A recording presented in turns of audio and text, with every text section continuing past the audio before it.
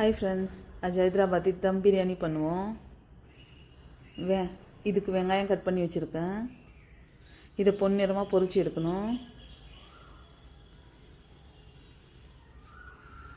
எண்ணெய் சூடு பண்ணிகிட்ருக்கேன்.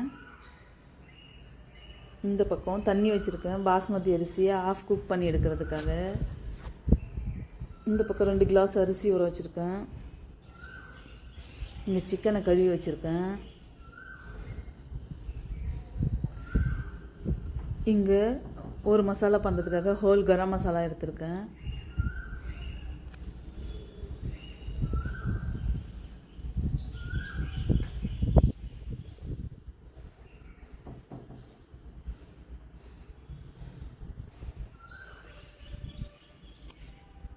இந்த சைடு வெங்காயத்தை பொரிச்சிட்ருக்கேன்.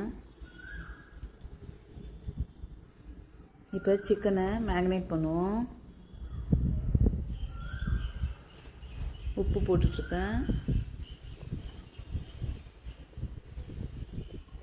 1 கப் தயிர் போட்டுட்ருக்கேன்.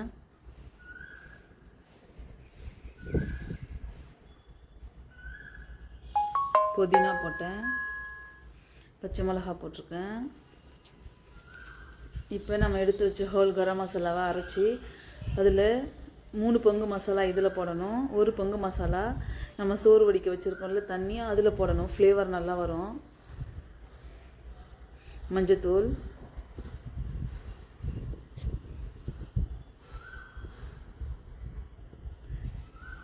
தனியாத்தூள், மிளகா பொடி, அப்புறம் நம்ம பொரிச்ச வெங்காயம்,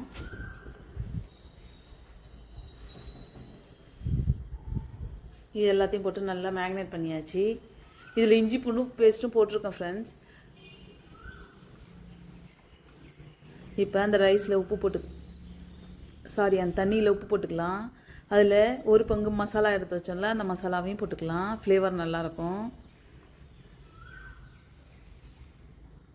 இப்போ அரிசியை போட்டுக்கலாம்.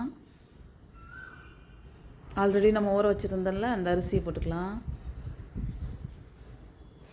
இப்போ இந்த சிக்கனில் 2 தக்காளி கட் பண்ணி போட்டிருக்கேன். இங்கே நம்ம வெங்காயம் பொரிச்சு கடாய் இருக்குது, அதில் கொஞ்சோண்டு எண்ணெயை வச்சு அதுலேயே இந்த சிக்கனை போட்டுக்கலாம். இப்போ அந்த எண்ணெயில் அந்த சிக்கன் குக் ஆகும். இங்கே ரைஸ் ஆஃப் குக் ஆகிட்டு, இப்போ அந்த ரைஸை எடுத்து வடிச்சிக்கலாம் சைடில். இப்போ இங்கே சிக்கன் குக் ஆகிட்டுருக்கு.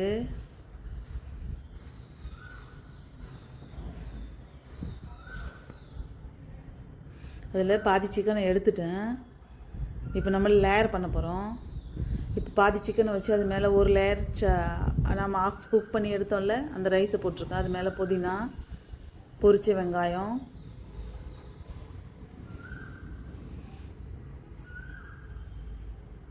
திரும்ப ஒரு லேயர் அந்த கிரேவியை போடணும்.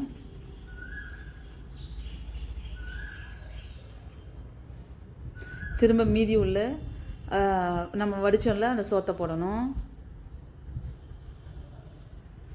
இதுக்கு மேலே புதினா, இது குங்குமப்பூ பாலில் ஊற வச்சுருந்தேன், அதை ஊற்றிக்கிறேன் கலருக்காக வேண்டி.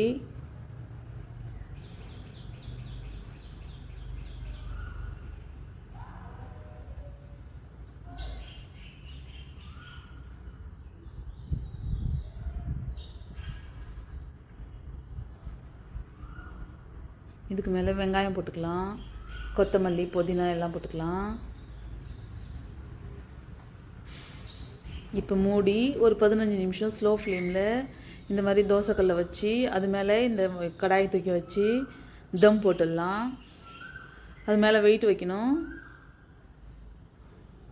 இது ஒரு 15 நிமிஷம் இருந்தால் ரெடி ஆகிடும் ஃப்ரெண்ட்ஸ். லேயராக பிரியாணி சூப்பராக இருக்கும், ஃப்ளேவர்ஃபுல்லாக. இப்போ இந்த பிரியாணி ரெடி ஆயிடுச்சு. இது மேலே ஒரு 2-3 ஸ்பூன் கீ போட்டு சர்வ் பண்ணணும். எம்மி பிரியாணி ரெடி ஃப்ரெண்ட்ஸ்.